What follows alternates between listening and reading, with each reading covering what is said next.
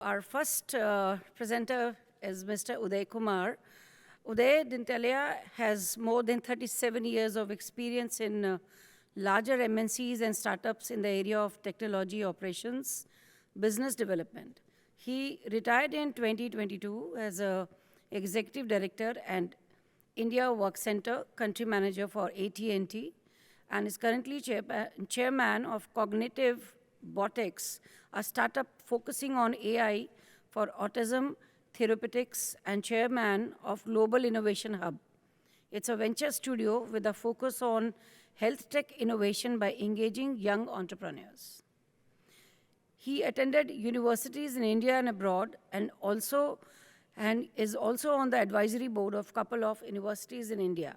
His only son, diagnosed with autism, has recovered significantly, including completing undergrad in computers.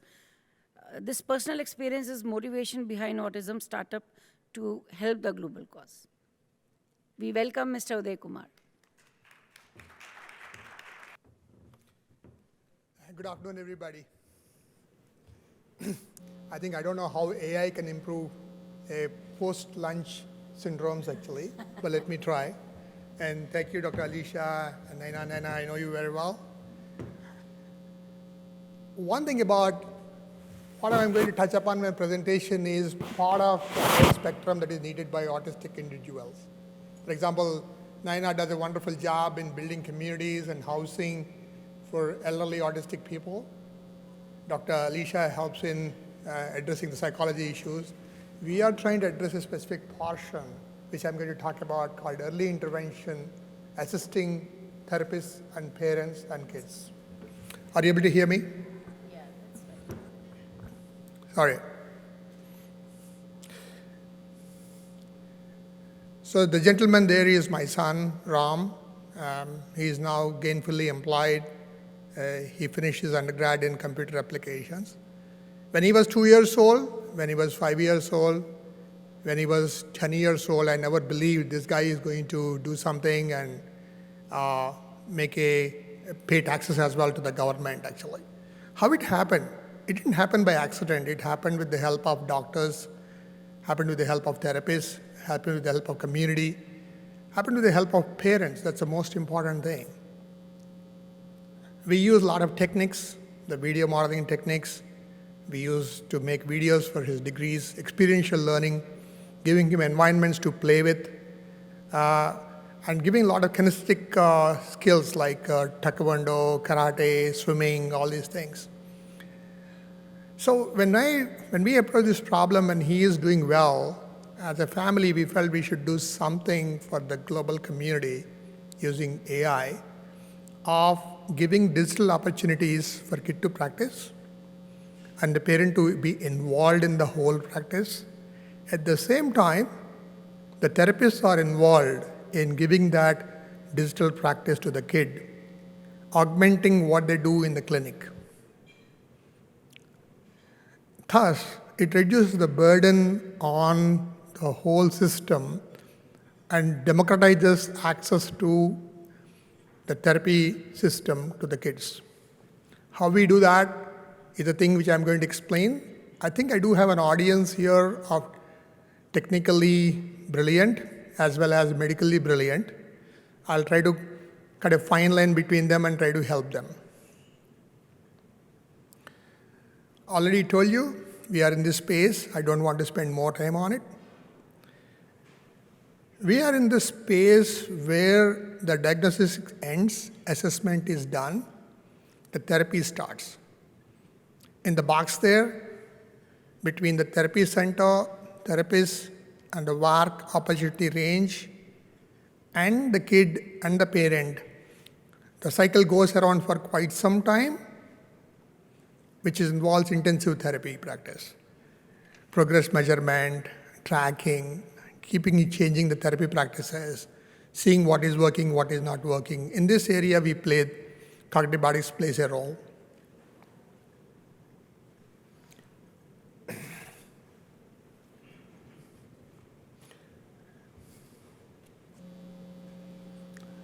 This is how it will help the parents. It has a parent dashboard. where the parent training is there in multiple languages. I have shown you Indian languages here, but we also have Arabic. We can add Spanish as well. Many languages, all the languages. It's a core journaling features. And also parent can view what are the therapy individual plans that are assigned by a doctor or a therapist can be viewed by them. They can assist using the parent training modules. And also journaling can be done very, very fast. This interface where parent plays a very crucial role in ensuring that communication gap between the therapist and the kid is not happening. This is the most important feature where a kid is playing with the system with the learning objective assigned by a therapist actually. I'll just play a small video which will explain you how visually, V stands for visually, A for auditory, R for read and write, and K for kinesthetic. How we impart these skills using the 300 learning objectives we have, a small snippet of 40-second video. So as you see, there are multiple learning objectives have happened here. It's a small snippet, each lasting for a couple of minutes for the kid to learn. They use visual stimulation and monitors the kid's body language and the body movements to catch whether he is able to imitate, whether he is able to do something. It also has auditory models where kid is expected to speak in expressive skills and identify the objects or whatever it is. And we elicit the response when we measure with what confidence the kid has said something. Okay. The third aspect is it also has finger movements. It also saw identifying the objects, that is receptive skills. All these skills which are there in the typically in ABA curriculum are gamified using technology. It uses computer vision. It uses phoneme and speech detection. And don't mistake, these models are not like standard models which are available for adults. These models are built for the kids, and they in fact have phoneme detection as well. We build customized models for the kids using our own technologies. So using all these things when you do, the whole lot of data is collected actually. So the kid is enjoying himself like the way you are looking at me. Imagine there is a system which collects the data whether you're looking at me or not. The same way the system collects a whole lot of data and she feeds it back to the parent and therapist in the portal so that the therapist can monitor the progress.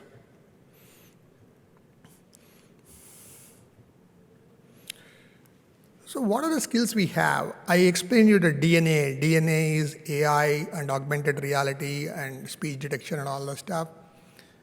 How many such learning objectives are there? What do we cover? We cover all these skills that are here. I don't want to go through them. The people who are familiar with it know very well. These are part of the standard early intervention curriculum. And each of them, when you expand on it, they form around 300 learning objectives to choose from so that the therapist or a doctor can assign to a specific kid based on assessment what she does, what he or she does. That is 300 learning objectives at your disposal, each one very carefully constructed using a global set of BCBAs and technology experts and parents. How do we help? The therapist can create a custom learning plan. You can pick and choose and offer. You can receive actionable insights. When the kid is playing, it collects a whole lot of data and presents it back to you. How he looked at it, with what confidence he uttered a sentence, with what confidence he imitated something, everything goes in so that it's available at the disposal of therapists to figure out how the kid is generalizing the whole idea. Custom learn sessions at home. Using this kind of a program, the parents will be able to use it at home. The parent training is there in multiple languages, so that parent with Spanish or Arabic or Indian languages background, including Afrikaans at certain point of time, we can do it very quickly, where parent can understand how to deal with it if they have a language challenges with English. And the parents can journal the child's behavior, which is available. It can be done in exactly 3 minutes. The interactive digital sessions I talked about, they have interactive sessions. One of the key problem I see in autism is interactivity. Every game is two-way interaction, not like a YouTube video you watch. You have to interact. You are challenged to interact. Thus, you develop the habit of interaction in the kid. The speech recognition are completely customized for the kids, including phoneme detection, the pose detections, animation games, virtual tours, augmented reality, and video modeling. All these are embedded based upon the learning objective need rather than force-fitting something. We saw the video. Again, I'm putting it together for summarizing purpose. You have speech recognition, where the model will teach you by speaking. The other model teach you by acting a pose so that kinesthetic skills are improved, fine motor skills, gross motor skills, and they can be observed whether they're doing properly or not. Animation games are there and video modeling is there. This is the most important thing. Outcomes are pretty important. When somebody asked me when my kid was small how Ram was doing, I used to say, he is fine. He's saying few words. On that day, he was talking about something very well, and he was able to make these poses. I used to speak any subjective way. We convert it into an objective way using technology. When the kid is interacting, the data is collected, and it gives you which kind of expressive skills he has mastered or mastering, which kind of receptive skills he has mastered or mastering, which are the imitation skills he has mastered or mastering, to the level of, I can say, which targets he has mastered. I can say whether it could detect common objects like soap, mirror, and all that stuff, whether he can express himself, whether he will tell his name, whether he develop eye contact. For all the 300 learning objectives, close to around 1,200 targets, we'll be able to map it out and say on what day a kid has mastered or mastering.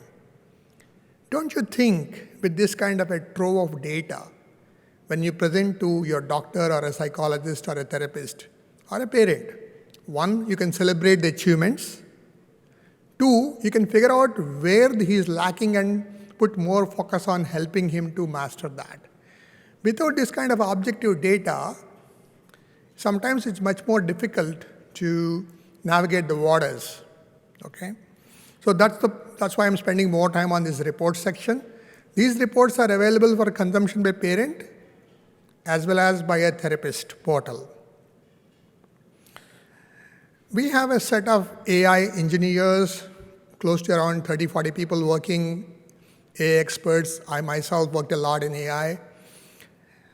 We are constantly evolving the product to add new features like personalized stories, where if you want to teach a kid a certain concept, you can choose your genre, you can choose your region, you can use the way the kid want to consume.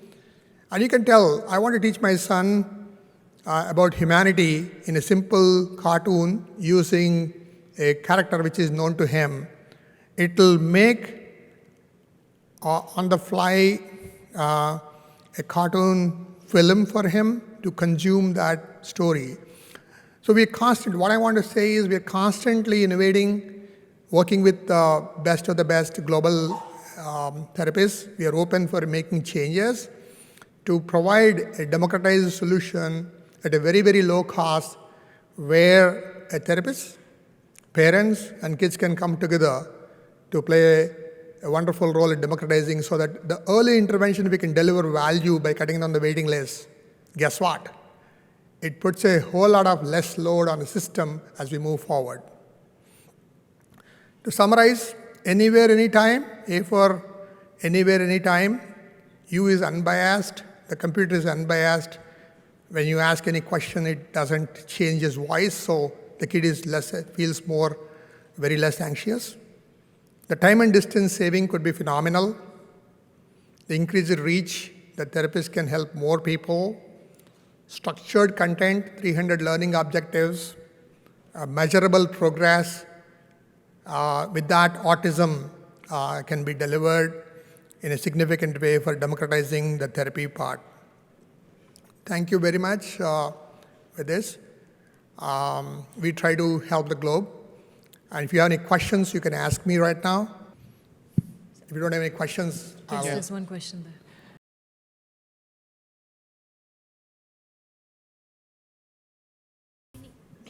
The number of the data, how much data have you collected? How many clienteles you have tried this?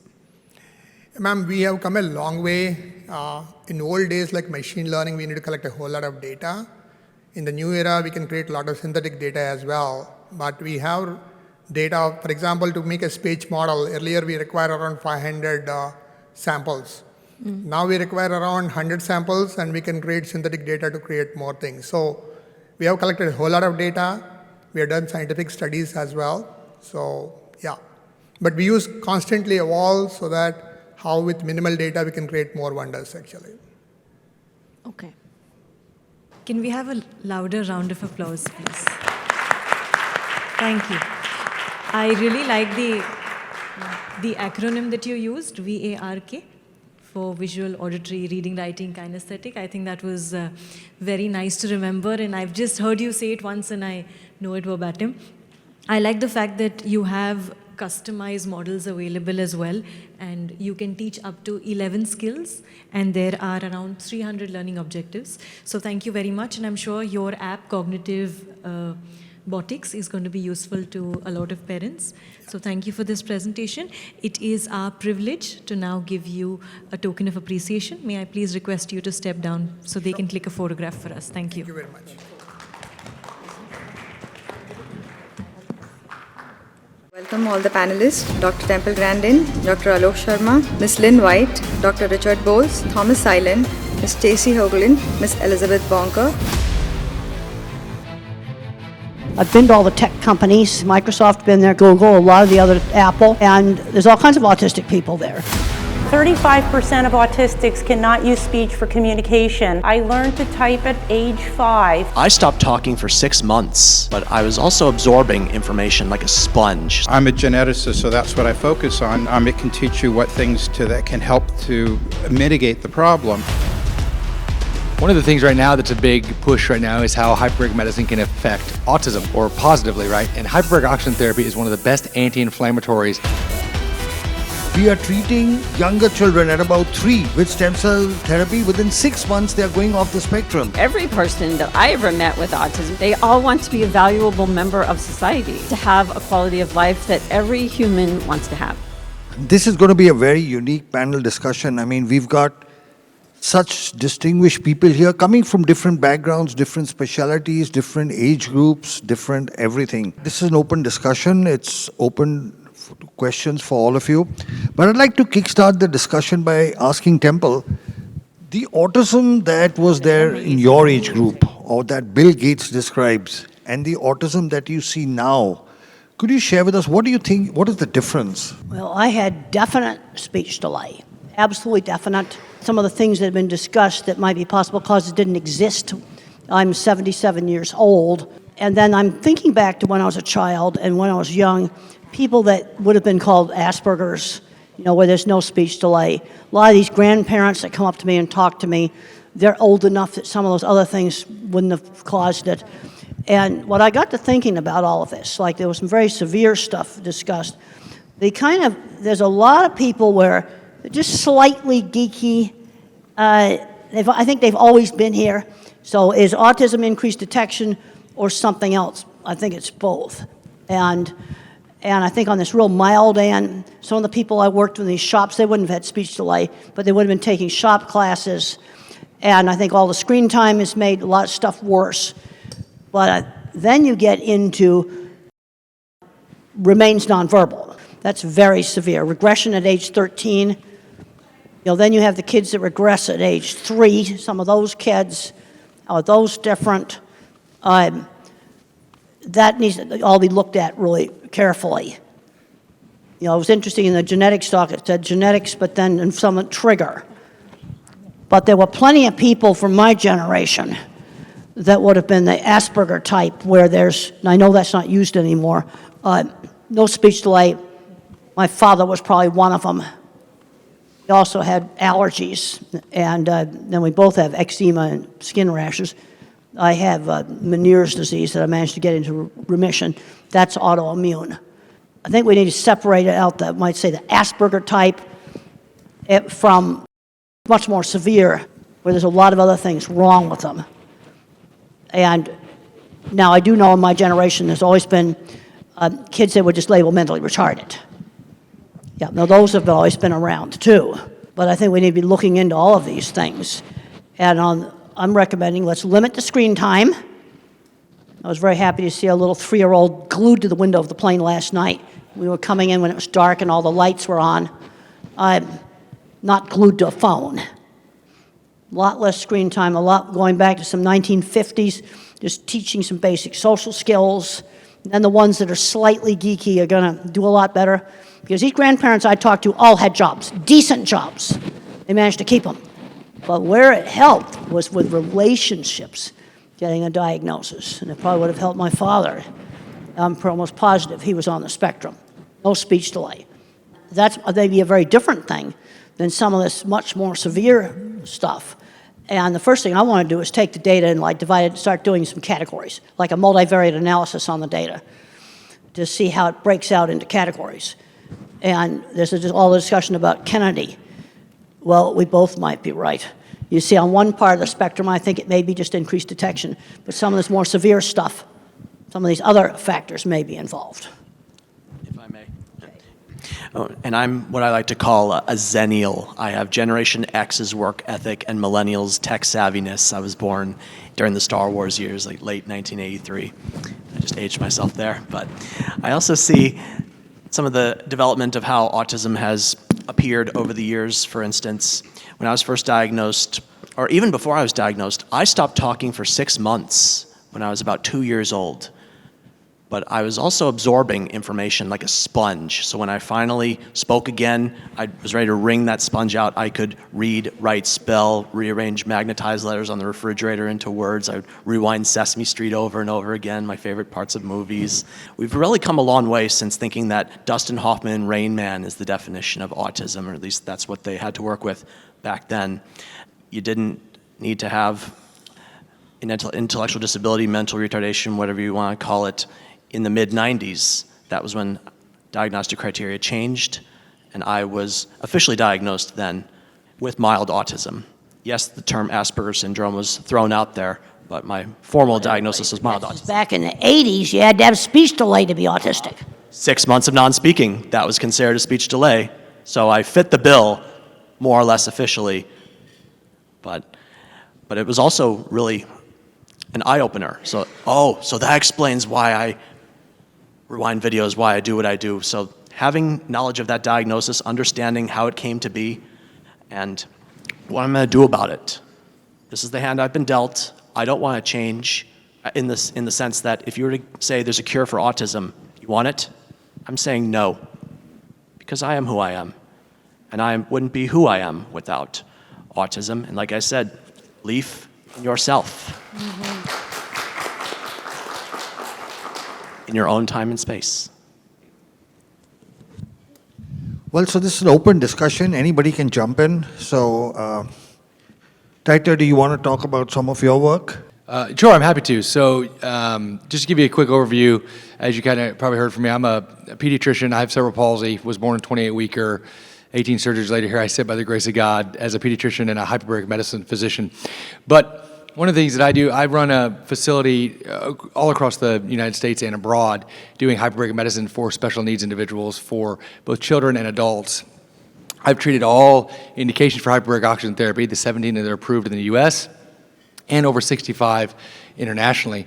One of the things right now that's a big push right now is how hyperbaric medicine can affect autism, or positively, right? And hyperbaric oxygen therapy is one of the best anti-inflammatories out there available, better than prednisones, better than anything else like that. The big key, before I go into a little bit more, I'll take 2 minutes, it's important to note that correct type of hyperbaric chamber is necessary, right? As the president of the American College of Hyperbaric Medicine and a key opinion leader in that space, it's making sure that we don't have a lot of these soft shells and the misunderstanding of how to use hyperbaric medicine safely and effectively. But the bottom line is it does work because you're mobilizing stem cells through nitric oxide pathways, and you're able to see when you use hyperbaric oxygen therapy, it addresses... You're saying the soft shells don't work? I'm saying that a lot of them aren't as effective. Yes, ma'am. I think that there's a safety effort there. They're not covered by the FDA. People don't have the right training. They work in terms of some depth, but I think that there's a larger breadth there that has to be, make sure you're doing it effectively and correctly, right? So we see this a lot. But you'll see a lot of anti-inflammatory processes and stem cell mobilization where you have actually an 8 to 12 times increase of your stem cells, and that's why these kids are improving. And when you combine them with some of Dr. Alok and other stem cell programs, you can see dramatic improvements. And so we're seeing the same kind of testimonies that you are showing in your presentation, Dr. Alok, new speech, ability to pick up new language. It's incredible results. Is your work published? Do you have scientific papers showing the results? There's well over 250 published papers, both in India and across the United States. There's actually, apart from that, there are over, just in autism, there's over 200 published papers in terms of showing the anti-inflammatory effects and how hyperbaric medicine can mitigate and improve autism and its effects. Richard, would you like to jump in? Genetics versus environment. It's not versus, it's always both. The genetics is who is at risk. I mean, let's face it, no one has perfect genetics, and no one has a perfect environment. But some children are being affected and other children are not, even though they're in the same, very similar environment. The difference is genetic risk. But even if you have the genetic risk, does not necessarily mean that you're going to get it. You have to have a permissive environment as well. So it's 1 plus 1. You have to have both of them. I think that a lot of people are focusing on environment, and that's great because that's something you can do something about, but not that many people focus on the genetics. I'm a geneticist, so that's what I focus on, not that it's more important, but I think it's equally important. Knowing the genetic risk can teach you what things to avoid better. It can teach you what things that can help to mitigate the problem. Knowing the environmental risk can do the same thing. So I think they're equally important. Do you have any input? So much this entire week, right? We've heard so much about the new numbers and who's affected and who's not. And while, we definitely know that we have a greater number because physicians are better at diagnosing it, but they're getting better at diagnosing it because there's no more autism. So they're having more experience with it. I've been an educational advocate for 25 years. I have a son who's 30, who was really part of that initial bubble, if you will, where we saw significant growth. And I can certainly tell you, I work as an advocate in the 6th largest school district in this country.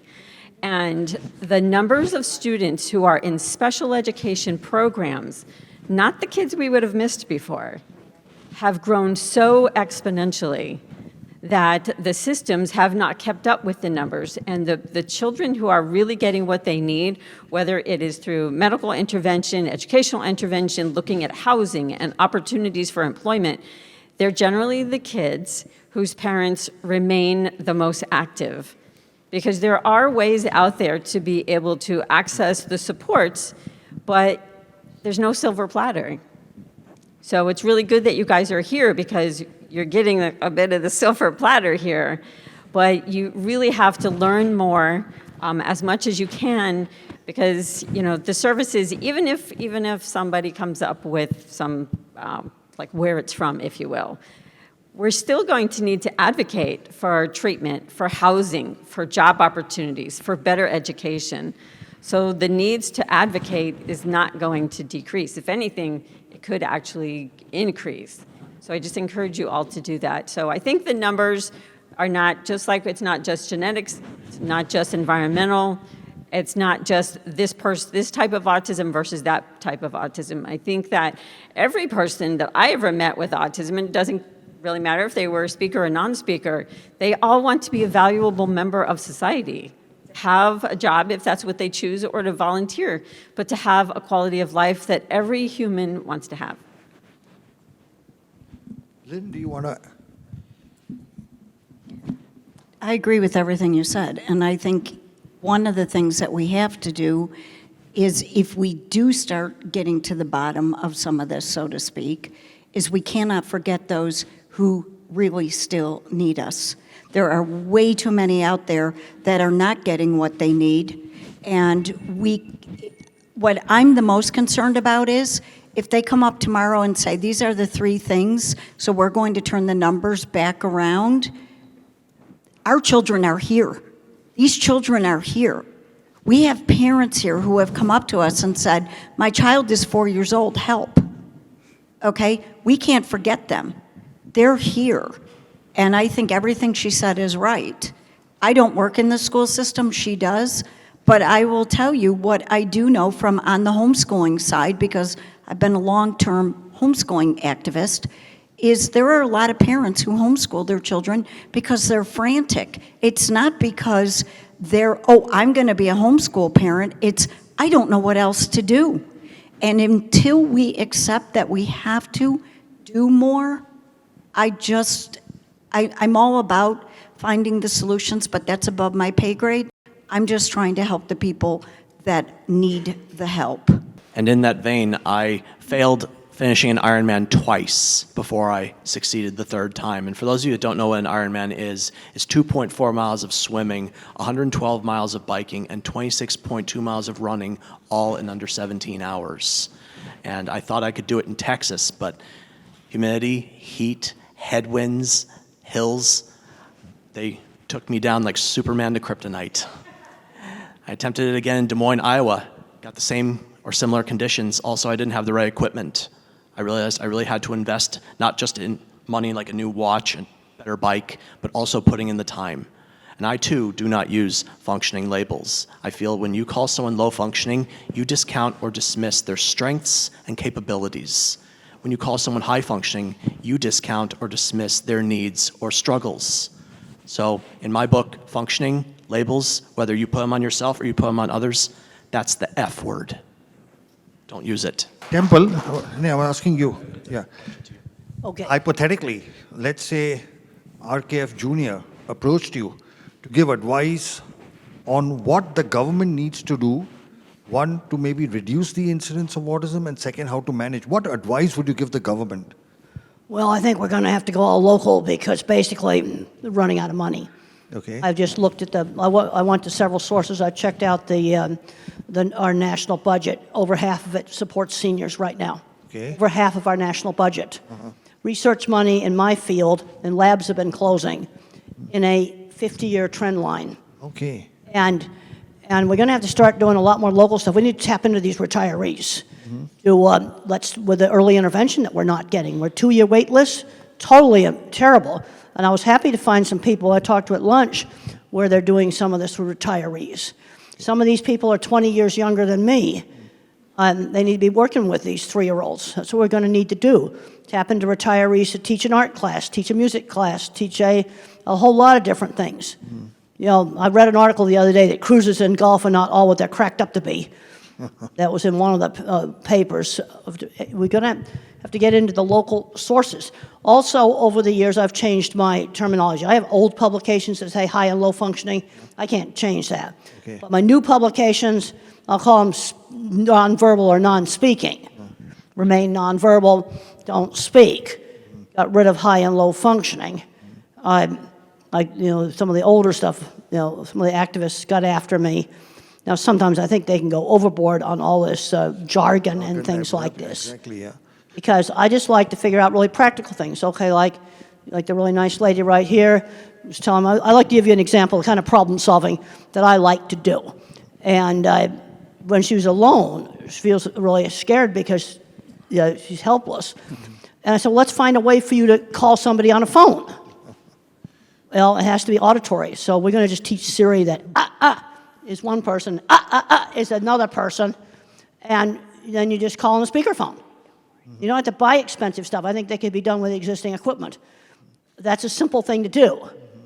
Okay, different buttons on the wheelchair that won't work. Okay, well then we don't use that. There's so many simple things. I remember one time watching a wonderful video a guy presented. It showed a kid somewhere in Africa, got one of those Blade Runner legs, got a pair of them.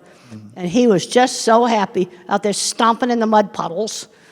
And something like that makes a lot more sense than a fancy electronic leg that's going to just break. Okay. Yeah. It's also something they could probably make in local shops. You see, this is where a visual thinker sees solutions to problems. You see, the idea for that phone thing, that is a car phone. You say, now call so-and-so. Well, we just got to make those little abrupt sounds. Why am I picking out those sounds? Because I don't want it accidentally going off all the time. It has to be something that you do very deliberately that will make it call somebody.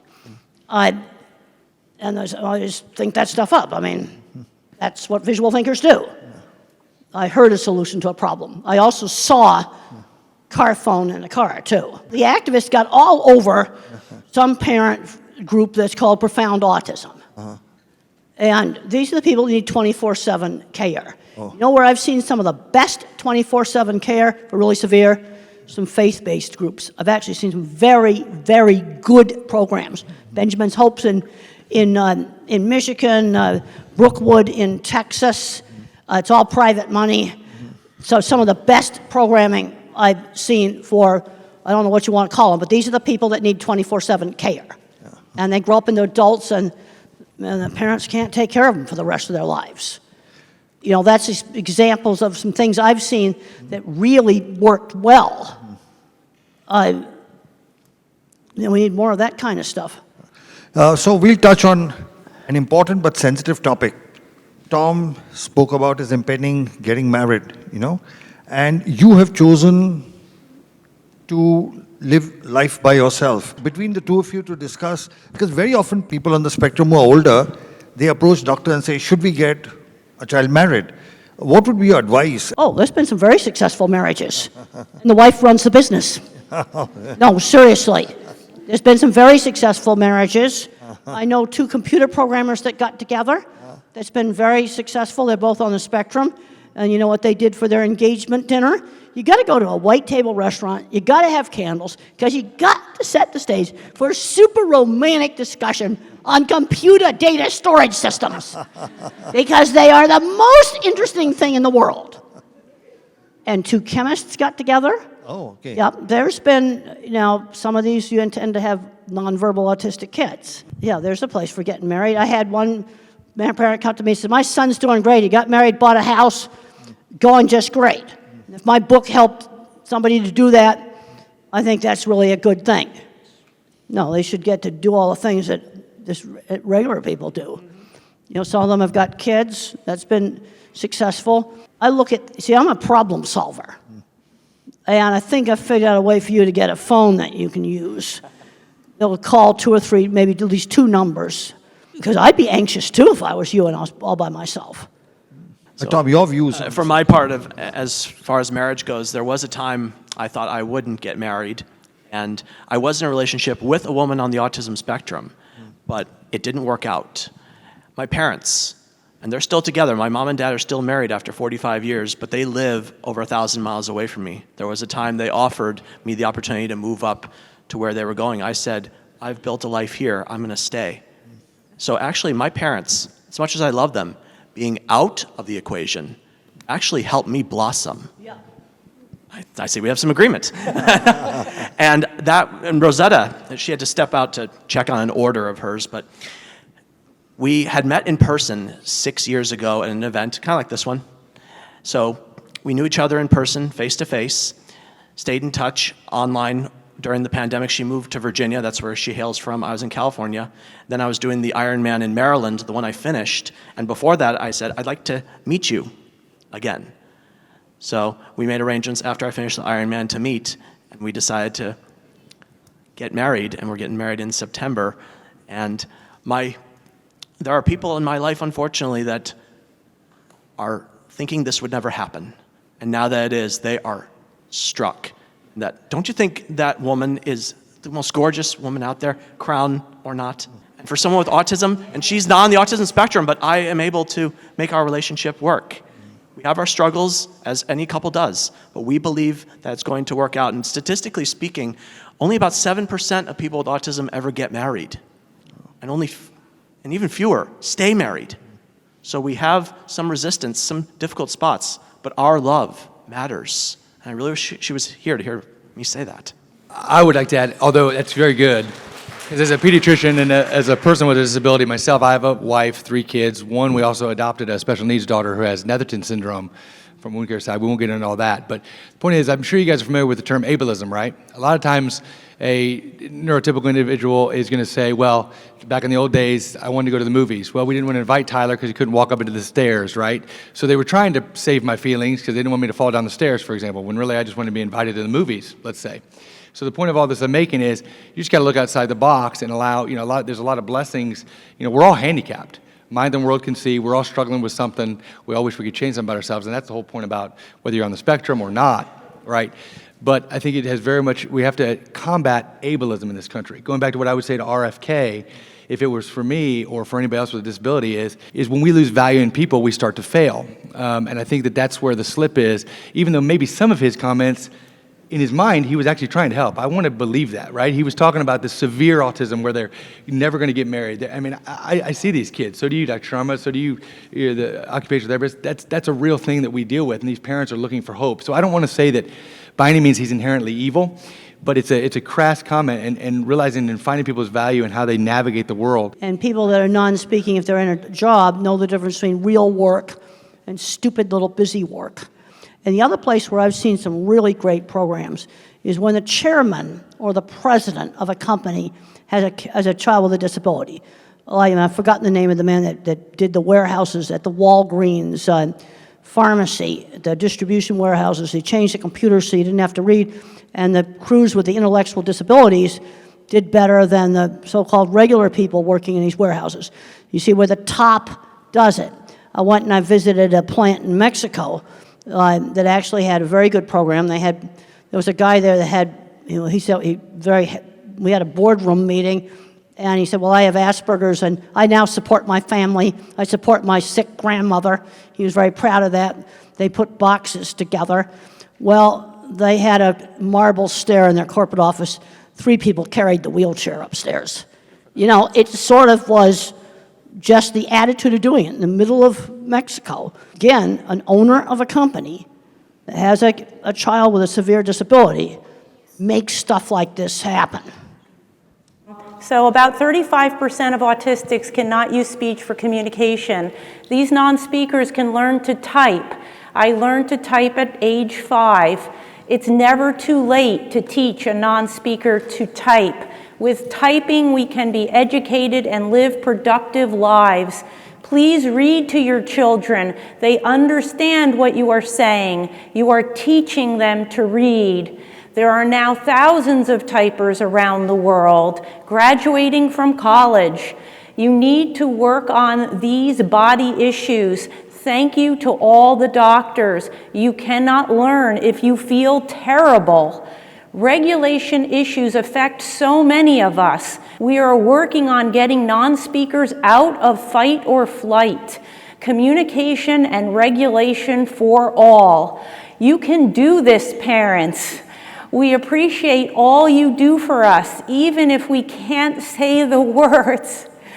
Non-speakers suffer in silence. Please use Communication for All to teach them to type free of charge.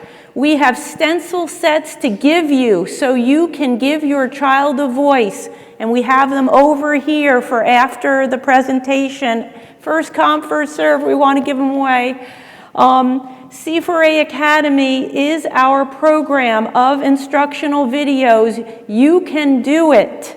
We are all human beings who want to connect. We don't want to be left alone. Take us out to museums and for walks in nature. You can learn from parents who have walked the path and autistics who live the life.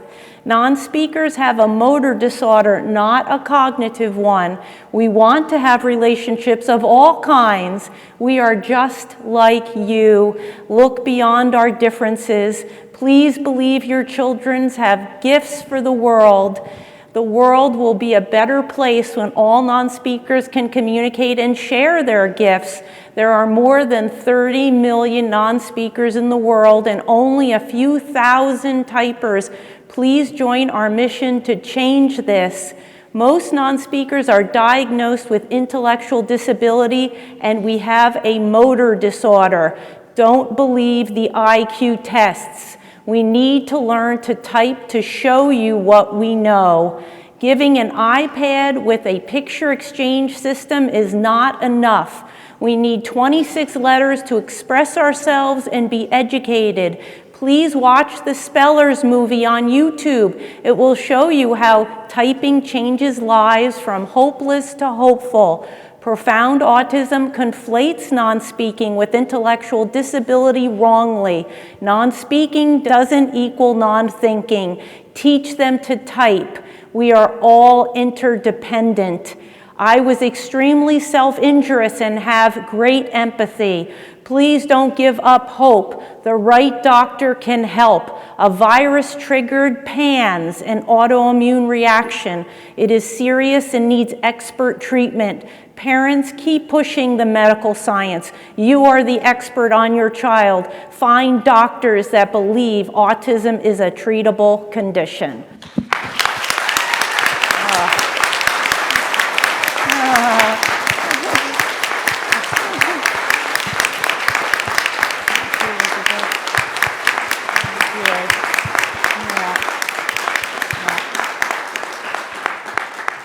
This question is for Dr. Bolts. This is about the supplements that you had shared earlier. Is there a protocol to wean off the clients or patients who are using them, or is it more like a lifelong usage of these items? I think that depends on why the supplements are started in the first place. If they're started because you want to improve your concentration and focus a bit, and then you do it on your own or go to an environment in which that's not necessary, then you can decrease it.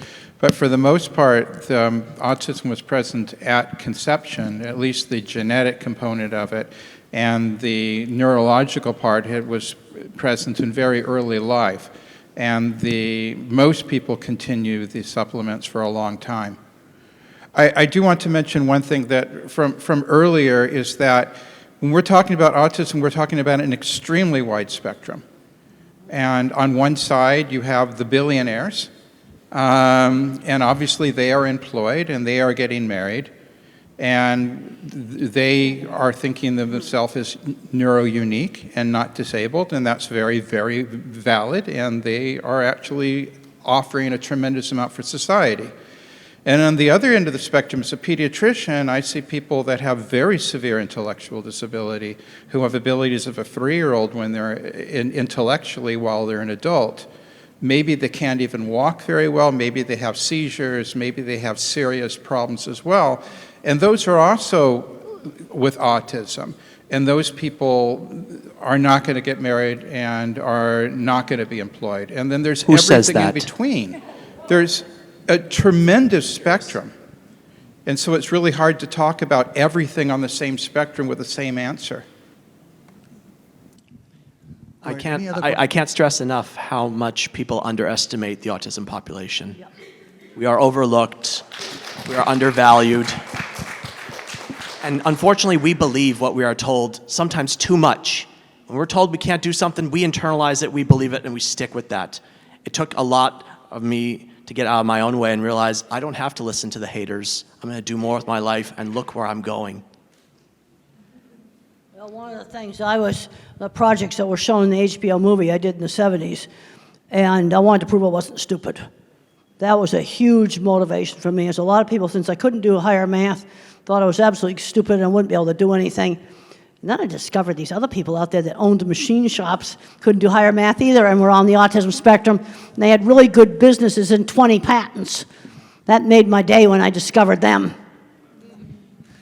How would you respond to people with autism or their family members who participate in self-isolation because of the maybe fear of judgment of going into the community, and what you would say maybe to inspire them to go into the community more and participate in the community more?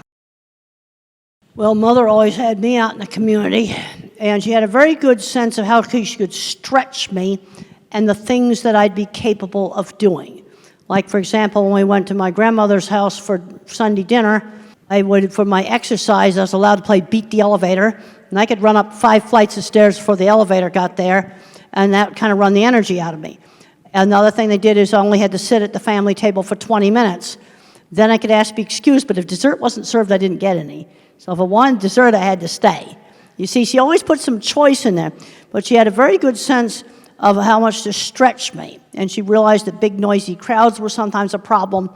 But I'm concerned that some moms just totally overprotect. They can't let go to let their kid do the most innocent things, like while you're pumping gas in the car, have the kid run in and buy some milk at the store. And I had one mom says, I don't have the guts to do that.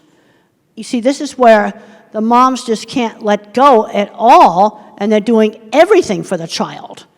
And the kid's not learning anything. And I have a book called The Loving Push, and that was aimed at, getting these moms to get them out gradually doing things. You see, I've seen huge problems with everything being done for them, and they're not learning any skills. And we had a rule that it had to be on the list. So as soon as I knew how to write, I'd put things on the list, and I would help with grocery shopping. I'd go and get things on the list, put them in the basket. I was learning that at a very young age. Yes, and you do Walmart, for example, that's one of our big stores, when it's not so busy. In California, where I live, I don't know if they do it here in Florida or other places, there are certain reduced sensory hours. Like you can go in between like 7, 8 a.m., less lighting, less people, a lot more better shopping experience. But I've written a book, Come to Life, Your Guide to Self-Discovery, to address gang out there. Life doesn't come to you, my friends. It's up to you to come to life. Are we keeping our kids out from out there? And also in addressing the naysayers, the people that might be holding us back in a sense. That's in my book, My Glass is Full. And these are available for sale. Is in neuro needs, we have some people with autism that work for us, and they are in positions in which their abilities are perfect for their job. They are better than a neurotypical person at that job, because we know that they can do that, and we know autism. We just need to get the word out that these people have certain abilities that allow them to do things better than other people, that it's not charity, that employers will want to hire them. And they'll want to give them a good wage. We think that, this is what Dr. Grandin was talking about, is the way of fixing things in pictures and everything, is that they have abilities that other people don't have. We just need to get that word out. We wouldn't have any computers without all the people in the tech industry. And I've given talks there, and half those programmers are on the spectrum. Yeah, I've been to those companies. I've sat in their fancy restaurant, watched all the nerds come in. We need the skills. See, that's the thing. At one end of the spectrum, and you've got Steve Jobs and Bill Gates. Bill Gates is official now. He's on the spectrum. And he's had a very successful business. Another thing, both me and Bill Gates were taught that you give back. That was something we were both taught. I have put 23 graduate students through school paying for their masters and their PhDs. That's what I've done with the book money and speaking engagement money. And Bill Gates said you get huge amounts of money going into healthcare. We were both brought up in an era where you give back, which it's been really eye-opening for me to read his book, because so much of how we were brought up was very, very similar. Thank you so much for all of your work that you do. And I need to emphasize that profound autism is real. Work is being done right now to put it in the DSM so that we can have a specific name for the people that will require lifetime support. And as much as, of course, we want our kids to continue to grow and to thrive and to be as independent as possible, it's very important to recognize that for some people, they are not going to be independent. And the best thing that we can do is continue to support them, have trained caregivers, because one day we're not going to be here anymore, and our kids are still going to need care. And the system is very broken for them. And it's hard. Autism is not always awesome for everyone. It's hard. And, you know, when you see kids that are beating, or adults that are beating their heads and they've lost their eyesight because they're banging their head on the wall, I mean, these are real things that they're dealing with. And so it's a big spectrum. When we adopted our kiddo that's special needs, the developmental doctor, the first thing that he told us to do was watch your movie, Dr. Grandin. And it was amazing for us, and it was very eye-opening.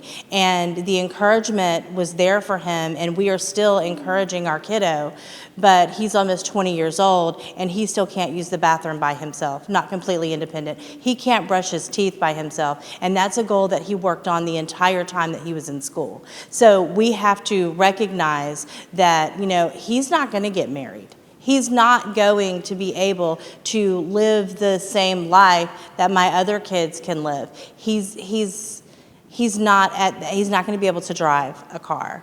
But any improvement that he can make towards being independent, we're going to continue to push him. I mean, he's still in therapy. He just got on a horse 2 weeks ago. We were shocked about that. We never thought he would get on the horse. We thought he's going to go and brush the hair of the horse and just be there. But no, he did. And so that improvement that he made, I mean, we're thrilled, and we're going to continue to do that. But we also have to prepare him and his brothers and sisters that, you know, he's going to need care after we're gone. So I just wanted to say that remember, and I appreciate everybody's positivity, but remember that for some people, they have kids and family members with profound autism that are going to need lifetime care. I totally agree with you. I totally agree with you. In my talks, one of the things I talk about all the time is we're going from Einstein, that somebody is going to need, you know, constant care, 24/7 care. You see, this is one of the problems. And it's such a big spectrum, all with the same word on it. And I totally agree with you. And every talk I do, I make a point of, some of the activists attack the term profound autism. And I'm not the one who's attacking it. People that have the loudest voice are putting in the input, but the people that can't speak and their caregivers, God bless them, are tired. I mean, it's all you can do to pay the bills and take care of a person, change adult diapers, emergency room visits. Nobody wants to babysit, so you can forget, like, going places. It's hard. So those people are left out of the research and the statistics. And so it's important for us as the autism community as a whole to remember that 27%. Okay, now I'm very interested in the 27%. That's profound autistics. Okay, where that figure came from. Just from my experience, I'm pretty sure that's correct. I was just at the Profound Autism Summit last week in Boston, and that was the figures that they gave, and I trust But them. I've seen parents just completely stressed out.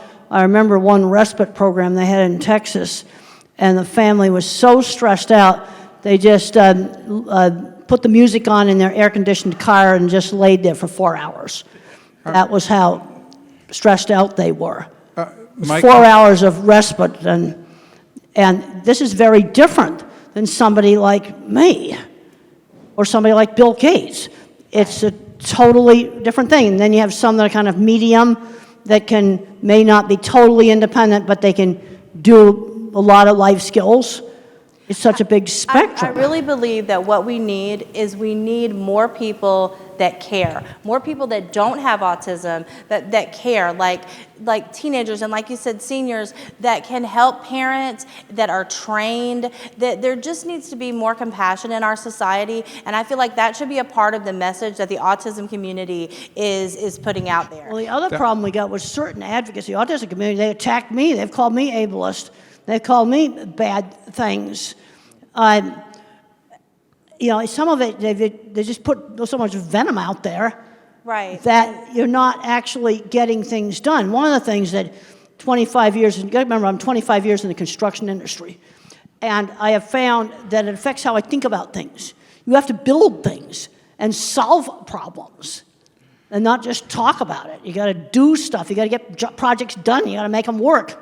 You got to not fight everybody. You don't get jobs done doing that. It is to support children like yours that I made that comment that didn't go over well.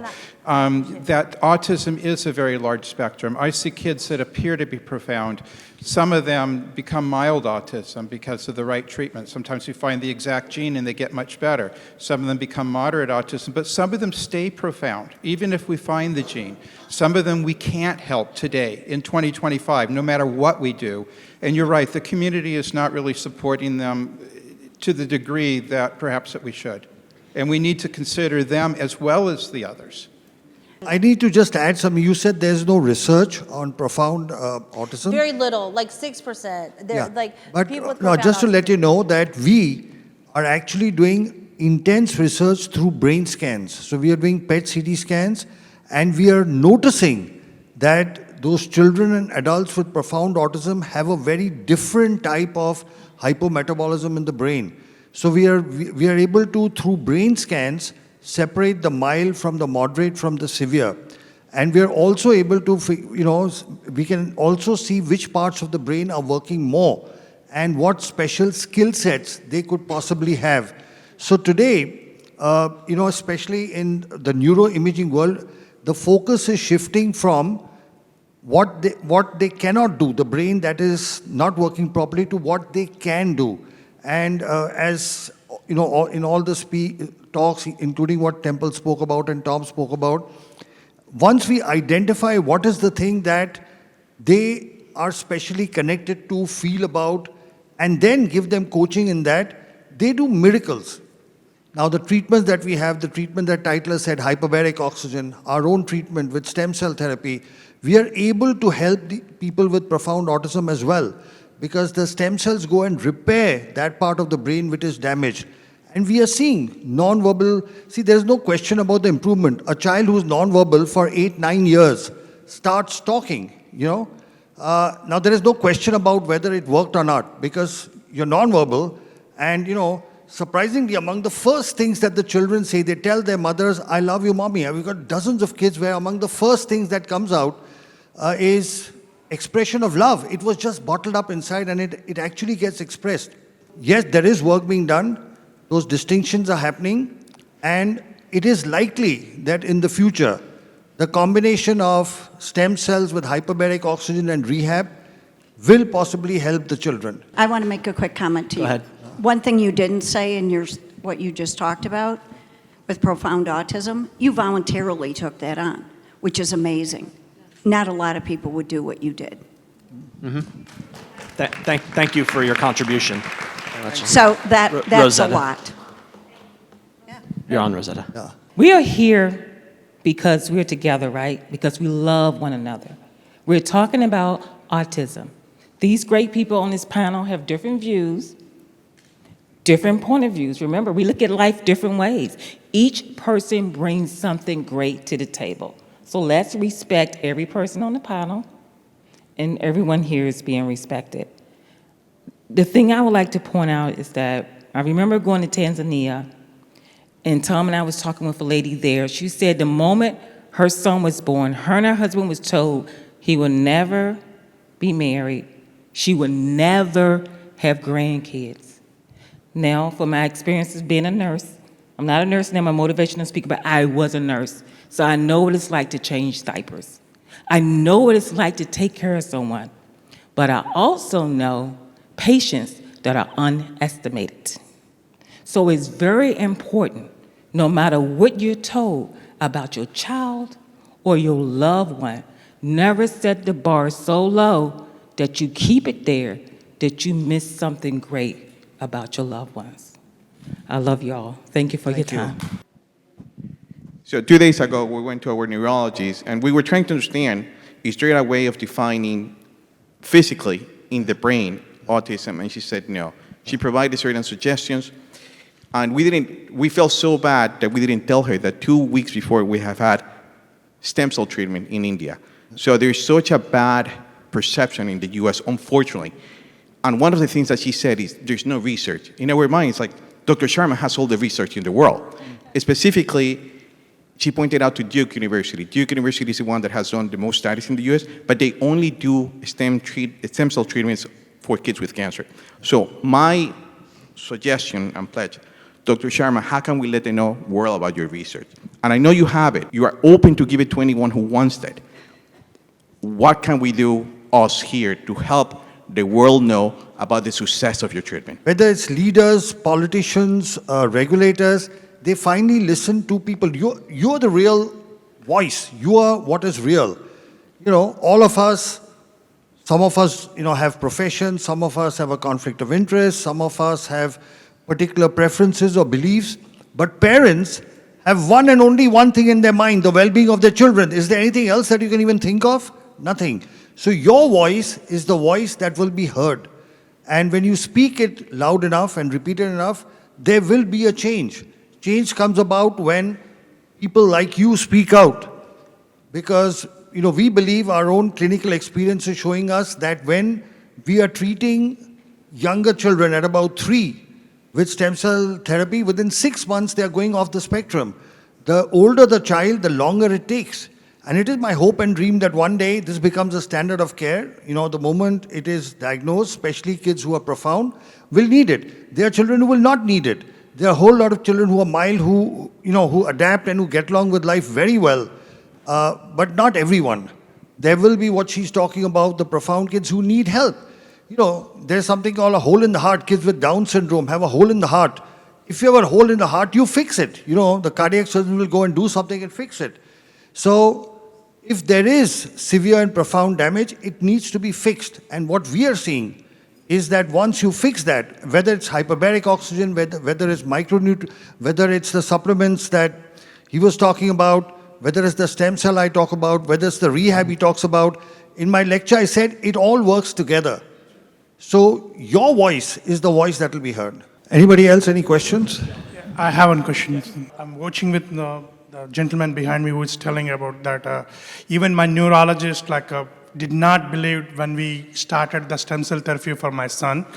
But after 3 or 4 visits to India to the Neurosurgeon, the changes she saw in the kid, it's unbelievable. My son is the same patient for last 6 to 7 years with the same neurologist, with the therapies and everything. The development, what she saw after stem cell therapy is totally different. We could able to make understand the neurologist, but the school system did not understanding us actually. Some of my friends, when they go to this kind of a different kind of a therapy out of the book, which is not profound in very popular in the USA, they're not even going to tell in their schools actually. They're telling that we're going to vacation for 5 days, 6 days. We did the same thing. We went to the school. I said my kid got help.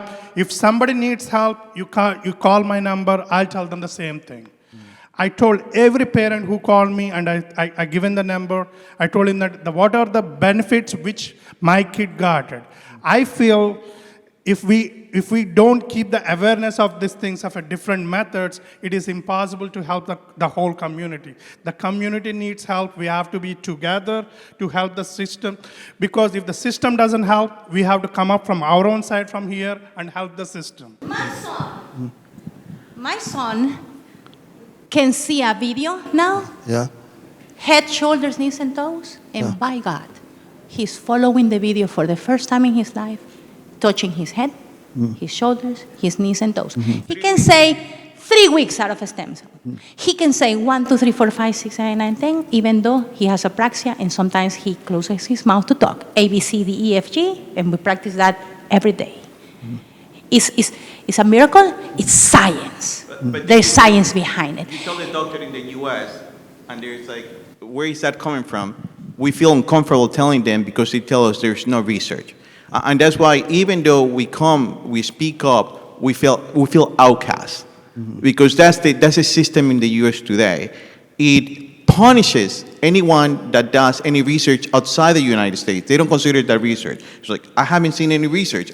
Neurologist practicing over 20 years. His pediatrician who didn't believe started believing after he saw the improvements. Go back and say, this is the improvements. Your child was not talking. He's talking within 3 weeks of the stem cell therapy. There is no rocket science to it. a child not talking, start saying ABC till Z after 3 weeks, that's a positive sign. Let the world know it. Speak up for it, and then slowly things will change, you know. And we if now s- have, the present health secretary, R.K. Jr., he has actually tweeted about stem cells and hyperbarics. He's actually tweeted that these are things that were intentionally suppressed. He says it openly. He says these were suppressed by the FDA. The health secretary of the United States is saying that treatments like hyperbaric stem cell and all these other nutraceuticals, he mentions nutraceuticals, were intentionally suppressed.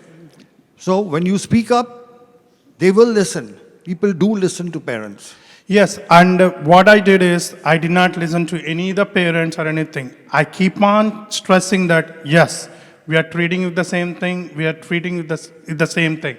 We will be integrating with the other therapies, yes, but we're not going to leave that. If you think it is not helping, it is your opinion, but not my opinion. I'll do the good thing what my kid needs. I'll stand up for my kid. The gentleman had a question. What does the solution look like? Can come from a place of curiosity and discovery rather than who's using language itself. Ask for more discovery about why they were guided in language that way. And maybe, just maybe, instead of just seeing a lot of trees in Kansas during the 30s Dust Bowl trying to survive, maybe we use discovery, we have curiosity with all the groups to bring ourselves into one big collective force that can leverage the impact the world is missing.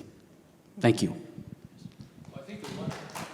I think the one big thing, and I'm going to get this lady too, is I'm in Melbourne, for example. The grassroots you hear about, it's finding somewhere locally that believes, and that's where it starts, with tremendous experience. And Dr. Sharma and I have worked together in hyperbarics for years now, right? And I go to India consistently. So you got to find the forward-thinking physicians that collaborate, that are thought thinkers and innovators. But for those of you guys who are out there, for me, Brevard Regional Hyperbaric Center, if you guys are around here locally an hour away, come see me. Those willing and able physicians are very few.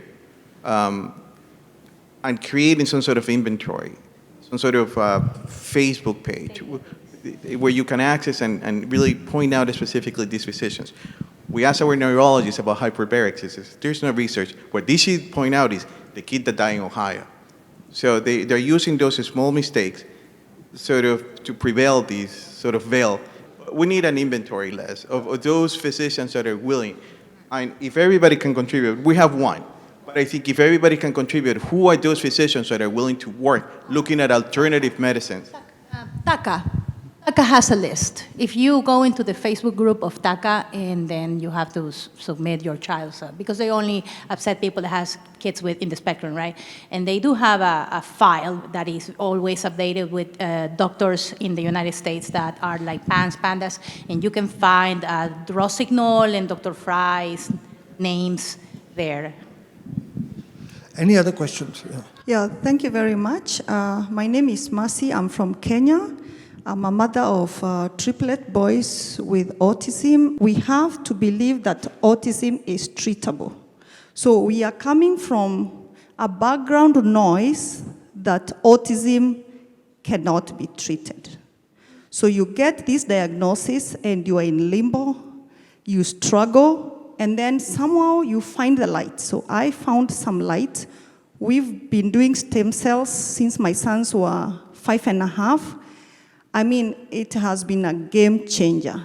I have come from a state of constant clinical depression to just smiling. I mean, you also, my son, Ricky, even asked Dr. Temple a question, and I mean, that is, I never even knew he's at that space.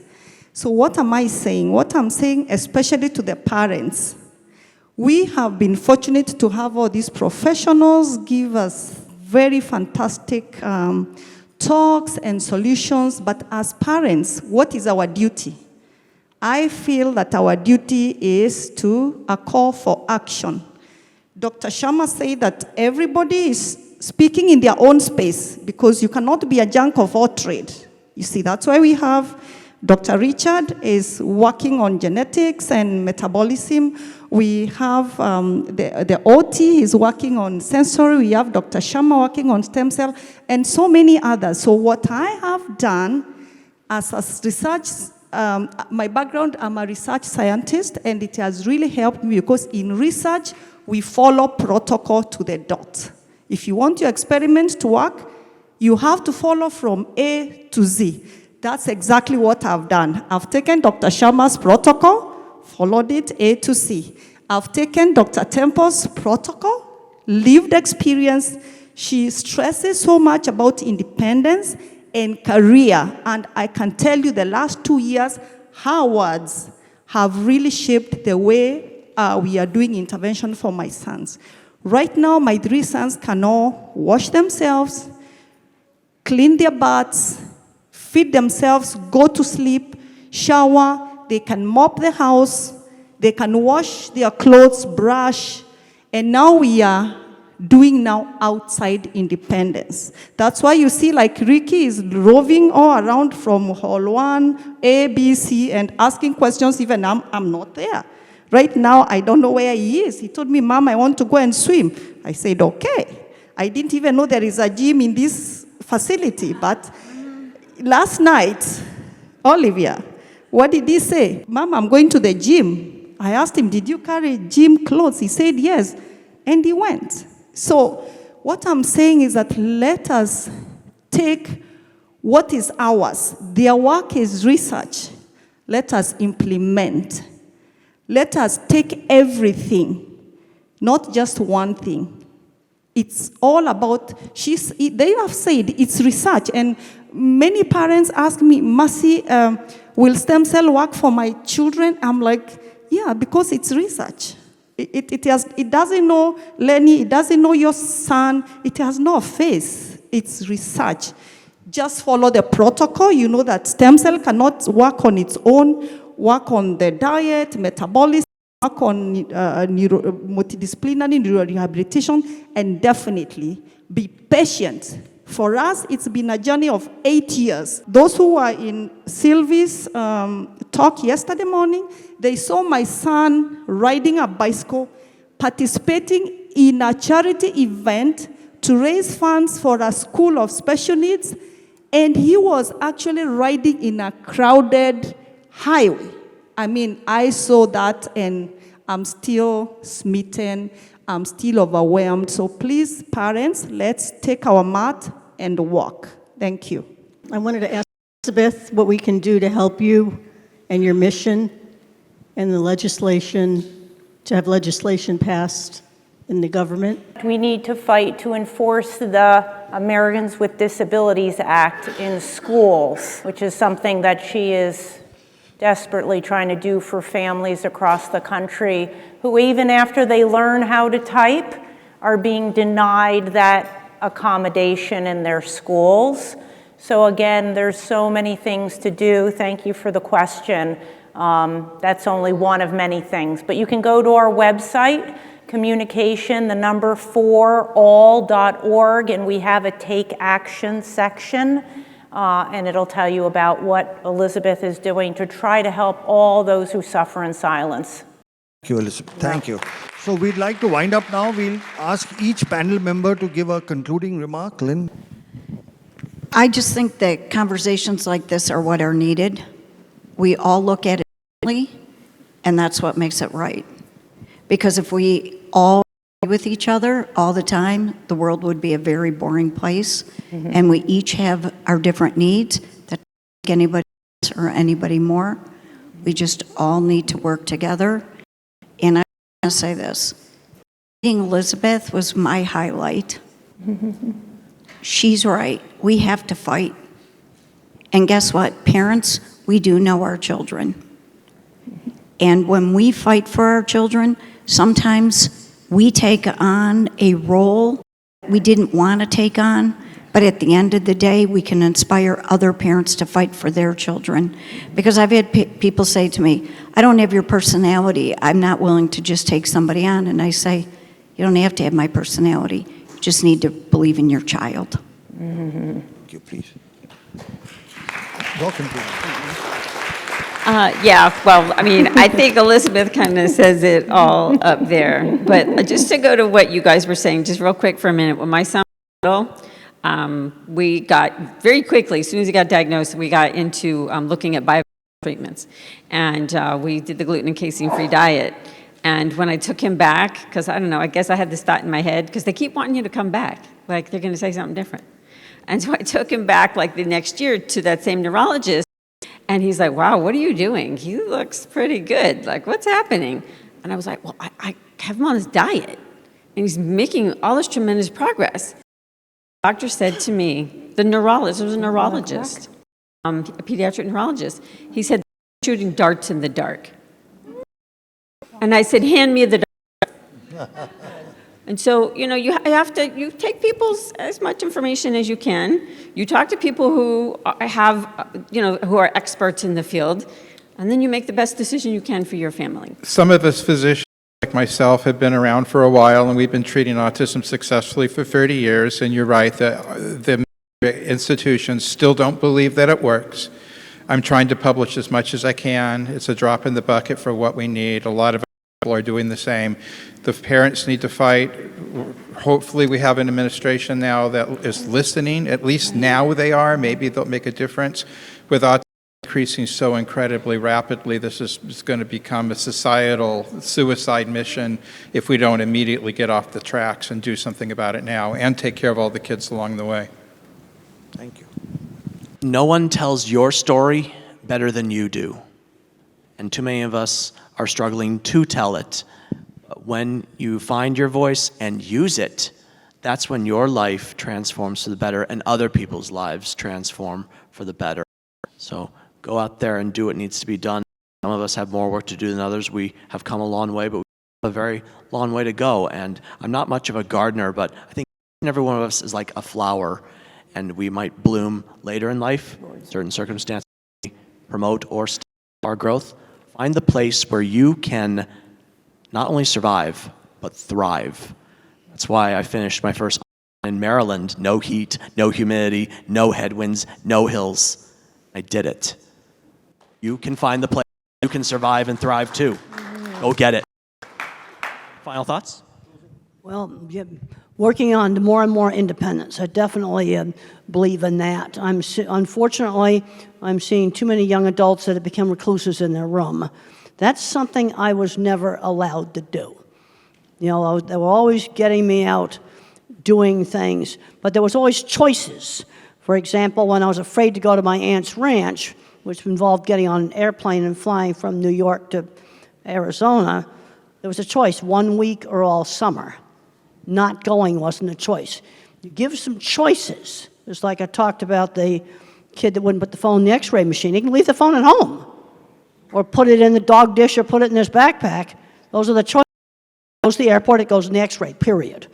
But there's some choice as to how you do it. And I've worked with so many people professionally that I know are on the autism spectrum. I've been to all the tech companies. You know, Microsoft, been there, Google, a lot of the other, Apple, and there's all kinds of autistic people there. You see, this is the problem we've got. At one end of the spectrum, you've got that, and at the other end of the spectrum, you've got, I'm going to call them the 24/7. These are the people that need constant care, and some of them have varying amounts of problems. And I think it's this population you may be more likely to find that some of these treatments work. I'm on a gluten-free diet now for heartburn. You know, that only started last year. But we've got to go out and just see what we can do, because I'm seeing too many people of my type going nowhere. Way too many, because they're not learning life skills. And they're not learning work skills. Well, I echo what she said. You only handicap yourself by choice, right? That's it. We're here as a physician that's devoted my life to doing this as well. We're here, and I think you just have to find your village. You guys know that, but at least locally, if I could be an asset to you an hour away or around, let us know. And you're looking at a panel that believes the same thing. It's not pseudoscience. It is grounded in science. We're just forward way thinking and combining it all, as Dr. Sharma said, it's a multifactorial approach. And when you do that, combining all these different modalities, you can see dramatic miracles in your kids' lives. And every study that you look at with hyperbaric oxygen therapy, stem cells, no matter what, just like in my own life, it all showed improvement in quality of life. And is that now all that we're all looking for? That's exactly it. So find your doctors, find the people that believe in you, and go get it. So thank you. I'd like to thank all of you for being a wonderful audience. We want you to know that as parents of children on the spectrum, you, for those of us professionals here, are our inspiration, our motivation. You are the wind below our wings that keeps us doing what we are doing, because very often the work we do is in the face of stiff opposition and resistance. But what you need to know is all of us in our own way, okay, whatever aspect of medicine we practice, rehabilitation we practice, will continue to do the best that we can to ensure that all the, whether they are children or adults on the spectrum, are able to be the best of what they are. They are, we are able to bring out the best potential within them. The work that we are doing with stem cells, and we've treated over 6,000 children with autism, a total of 15,000 patients, including cerebral palsy. We have over 100 publications. So the research is there. It's just a matter of time as more and more, like your children start improving and start speaking, as more and more people get to know, this will be available everywhere. The truth, real science, real treatments cannot be hidden and suppressed forever. It will come out. And it is my belief that it's a combination of comprehensive rehab, micronutrient supplementation, rehabilitation, hyperbaric oxygen, and the stem cell that we do, and all the advice that Temple has given.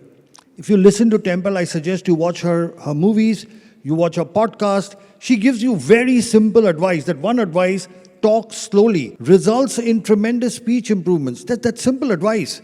So sometimes it's a very simple advice. It's not something high-tech that brings about the best results. So I want to thank all the panel. Thank you for the wonderful discussion. Thank you for being here. And thank you very much. I thank Dolly, thank you for arranging everything. Lynn, thank you for being the co-host of the conference. You two guys have done a great job. Thank you.